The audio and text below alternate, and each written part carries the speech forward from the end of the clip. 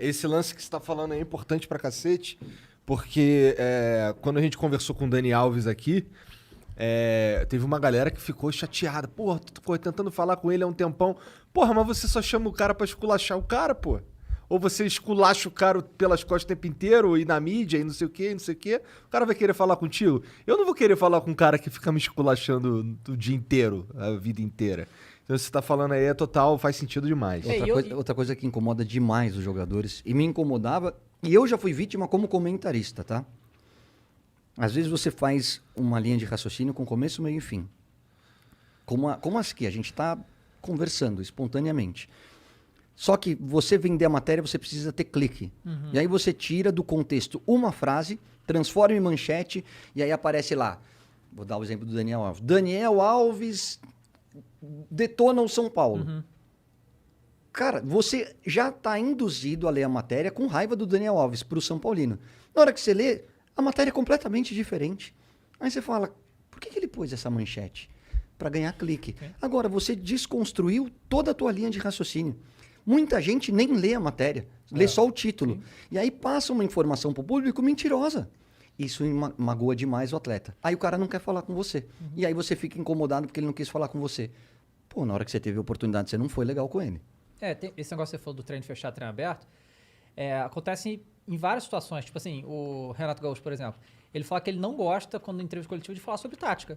E, tipo assim, eu entendo, pelo menos já falei isso outra vez, que, tipo, ele falar sobre a tática do time dele é ele falar pros outros treinadores o que ele tá fazendo, deixando de fazer. Por que ele ia fazer isso, né? Não é muito comum o treinador falar também, né? Mesma questão dos jogadores lesionados. Ele segura, tipo, a informação é do departamento médico do Flamengo, a gente tem que saber quando o jogador vai se recuperar e tal, e, tipo, medir o que é divulgado, porque isso é munição pros outros times saberem o que tá acontecendo. Exato. Isso é óbvio, né? Isso é óbvio, tipo, ele falou que o André estava com a perna pesada, né? Tipo, jogou meio que no sacrifício. Tipo, outro time aí, o próximo jogo, o André tá com a perna pesada, vamos forçar ali em cima dele, já sai, né? Então, assim, mas muita parte da mídia não é que não entende isso, claro que entende, mas quer mesmo assim, né? Cada um defende o seu, sim, né? Eu entendo o lado da imprensa. Eu só discordo da forma como eles se queixam de algumas atitudes. Mas isso é porque tu tava do outro lado também, né? Não, com certeza. É porque eu estive dos dois lados. Hoje eu sou comentarista. Eu acho que o que eu vivi dentro de campo me traz muito conteúdo para discutir esse tipo de questão. Eu sei como o jogador reage antes de um jogo importante, eu sei quanto dói uma derrota, o quanto é legal ser campeão. Eu sei como é tenso algumas situações. Eu fui fazer uma faculdade de gestão do esporte quando eu parei de jogar. Então eu tinha a parte prática, mas eu queria esse conteúdo teórico também. E hoje, como comentarista, você tem que entender os dois lados, né? Eu não sou só um ex-jogador. Eu sou hoje um cara da imprensa.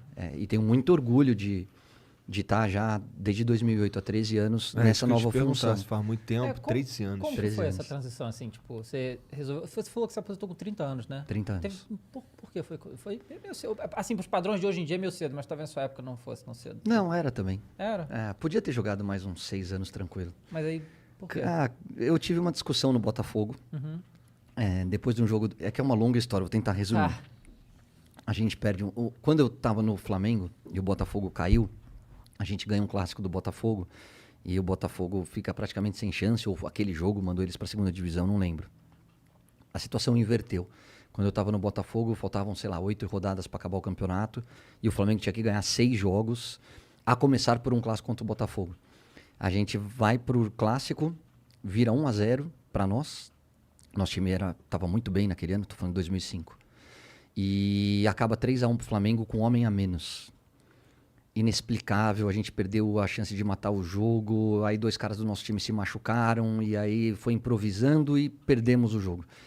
E a diretoria do Botafogo foi na imprensa e esculachou todo mundo, e eu tive uma discussão muito séria com eles, de bastidores. Com os jogadores? Com a diretoria.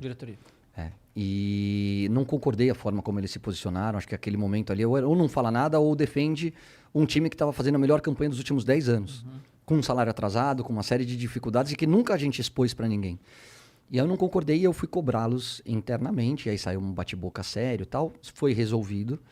No final nós brigávamos por Libertadores, acabamos ficando só com a Sul-Americana, mas era uma competição internacional que o Botafogo não disputava há 10 anos. Então o saldo era positivo, mas me desgastou muito esse tipo de discussão. E aí eu peguei, putz, a vida inteira, naquela época o calendário não é como era hoje em dia. Tava louco, tava solteiro, queria ir pro Carnaval de Salvador, queria curtir a vida, queria, enfim, curtir a minha solteirice. Peguei um amigo meu e falei, vamos pra Salvador. Ele falou, você tá louco? Vai começar o Campeonato Paulista, o Campeonato Carioca. Eu tava no Botafogo, mas acabou o meu contrato. Falei, cara, eu preciso recarregar as baterias. Preciso de uns 3 meses aqui sem fazer nada, curtindo. Depois eu vejo o que acontece. 2006 era ano de Copa do Mundo. Aí as propostas que vieram, eu tava acertado com o Palmeiras, acabou não dando certo, porque eu já tava 4 meses parado. O Palmeiras falou, cara, a gente tá pra cair. Eu preciso de um cara que venha pra salvar o time. Então eu vou trazer um zagueiro e não um atacante. Eu falei, beleza. Veio Copa do Mundo. Aí nós já estamos falando em 6, 7 meses sem jogar, e é muita coisa para um atleta, por mais que eu me mantivesse em condições. E aí as propostas que vieram não me agradaram muito, eram de times menores, era só para salvar o time do rebaixamento.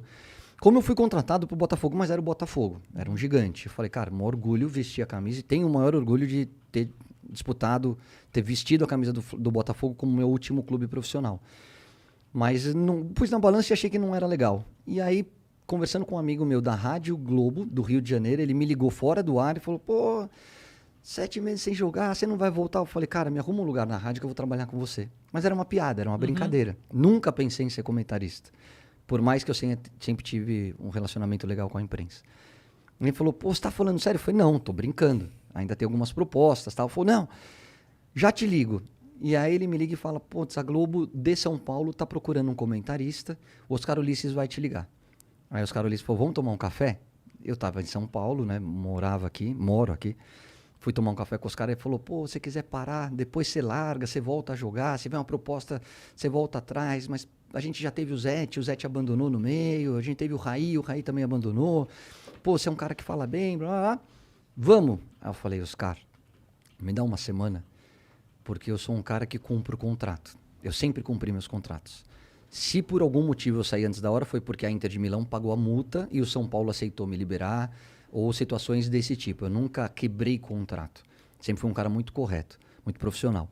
E aí eu tinha uma situação do Catar, uma situação dos Estados Unidos, e essas que eu falei para vocês que eu não curti muito. E aí eu conversei com meu pai, eu falei, pai, daqui a pouco vai parar o Edmundo, vai parar o Romário, vai parar o Bebeto, que eram caras mais velhos que eu, mas com uma diferença aí de 5, 6 anos. Falei, vai parar o Marcelinho Carioca. E depois vem uma geração de Kaká, de Fenômeno, de Ronaldo Gaúcho. Esses caras jogaram mais bola do que eu. Rogério Ceni, Marcos. Eu falei, se eu sou a Globo, eu não vou contratar o Caio Ribeiro, eu vou contratar esses caras. Por quê? Porque esses caras são muito grandes. Será que não é hora de sair na frente? Será que não é hora de pensar num outro tipo de carreira ligada ao esporte, mas ter um planejamento assim, quando esses caras pararem, eu já ter um espaço consolidado dentro da imprensa? E é uma decisão difícil, né, cara? Porque a vida inteira jogando bola. Aí meu pai falou, você tá disposto? Você acha que já deu? Você tem 30 anos. E eu não tinha nenhum... Hoje eu tenho 3 joelhos operados, enfim. Sou um remendo de gente. Mas na época não tinha nada. Eu falei, pai, eu acho que sim. As propostas já não são tão legais. Os Estados Unidos era para pensar numa outra língua e me formar como... fazer uma faculdade lá através do futebol que me abriria essa porta. Eu falei, pai, eu acho que é hora. Eu acho que vamos traçar um planejamento de carreira aqui, de em 5 anos estar na Globo, que é mais ou menos o tempo que eu acho que esses caras vão parar. Eles já estavam próximo de 40 anos, eu tinha 30, mas eu acho que é o tempo que eu tenho para mostrar alguma coisa. E aí eu comecei na Rádio Globo, mesmo conciliando com a faculdade que eu falei de gestão do esporte. Simultaneamente o Arena, que era um programa do Sport TV, me chamou para fazer. Aí o Bem Amigos me chamou para fazer. Então eu era contratado da rádio, só podia fazer jogo pela rádio, e programas de auditório, aí eu podia fazer pelo Sport TV. E aí teve o problema do Casa, a questão das drogas, que ele, eu falo porque ele já tornou público, todo mundo sabe a história dele. Apareceu a brecha, ele ia tirar 1 ano para se tratar, e aí a Globo me convidou para ser comentarista. Então, assim, eu antecipei o meu planejamento em 4 anos e estou há 13 nessa nova função. Legal. Bem